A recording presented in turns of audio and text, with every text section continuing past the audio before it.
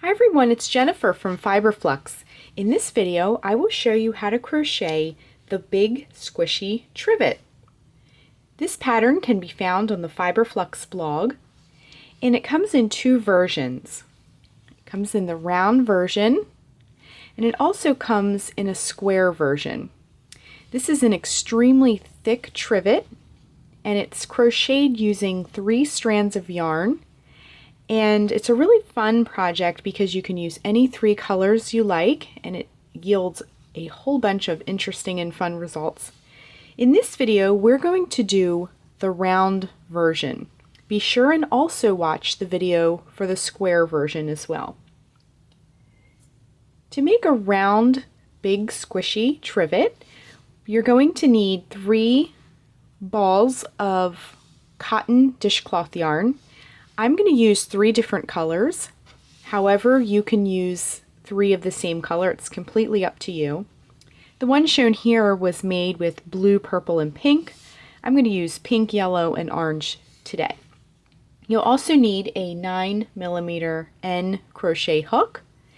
And to do your finish work and to weave in the ends, you'll need a pair of scissors and a tapestry needle. So to begin, we're going to get our yarn, and again we're going to be holding 3 strands at once for the entire project. So I'm going to go ahead and pull out 3 strands of yarn and just hold them together, and you want to try and work neatly, meaning you don't want to pull too much yarn out at once, because when you're using multiple strands like this, it's very easy for the yarn to get tangled. So we're going to make a slip knot on our hook. To make a slip knot, wrap the yarn around your fingers to make a loop. Bring the working yarn behind the loop so it makes a circle with a line through it. Reach in with your crochet hook, bring up a loop, and tighten.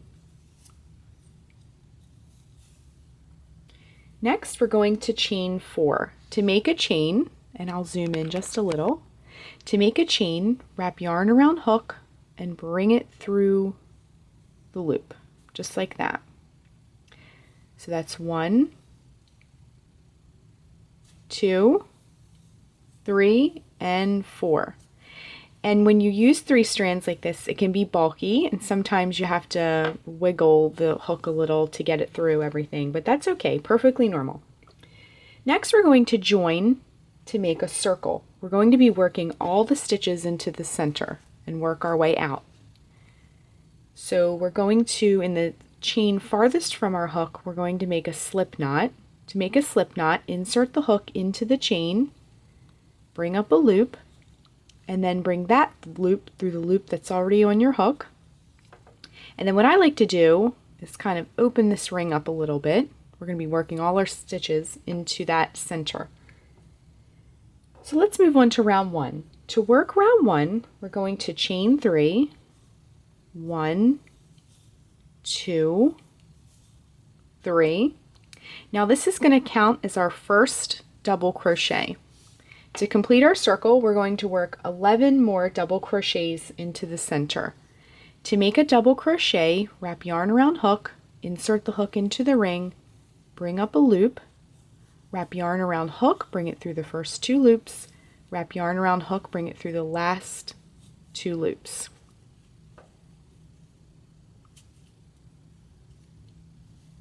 Let's make another. I'm going to keep doing this all the way around. This is also a great way to use up some extra dishcloth yarn that you may have on hand in miscellaneous colors. And it also makes a great gift. You can make a few, give them as a gift. You can stack them up and tie them with a piece of ribbon or something like that. Okay, so we've been working double crochets. Let's see how many we have, including the starting chain, which counted as a double crochet. We have 1, 2, 3, 4, 5, 6. So we're about halfway done. And we're just going to keep working around the circle. So we finished our circle. We did our starting chain plus 11 for a total of 12. And then we're going to join with a slip stitch just to close our circle. Just like that. And I wanted to mention also, as I worked my stitches, I also held the tail along the edge and incorporated that into the circle. So at this point, I'm going to give it a tug and just trim that off. You can do this at the end or now. It's completely up to you. So let's move on to round 2. To work round 2, we're going to chain 3. 1, 2, 3. And we're going to work 1 double crochet into the first space we come to.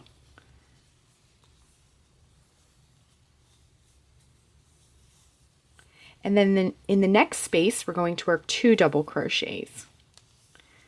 And we're going to continue the same sequence all the way around. So in this one, we're working 2 double crochets, and I need to pull a little yarn out here.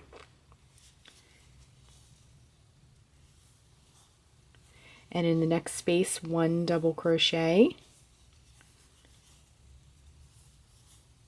In the next space, 2 double crochet. In the next space, 1 double crochet. And we're just going to do this all the way around.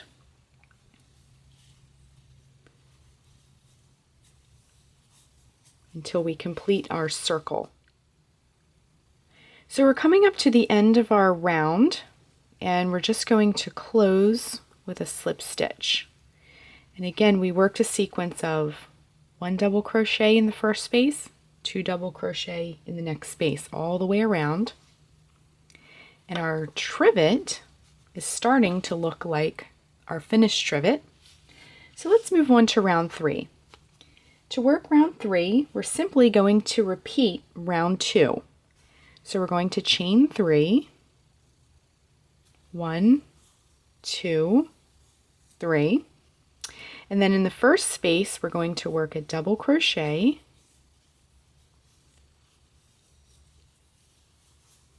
In the next space, we're going to work 2 double crochet. And our yarn balls are getting intertwined, so we'll straighten those out. So in the next space, we'll work 2 double crochet.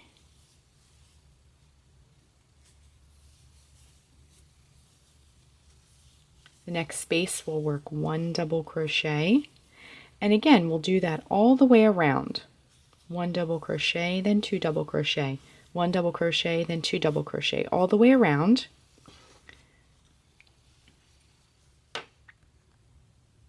So we're coming to the end of our circle, and we're just going to join with a slip stitch to close our circle.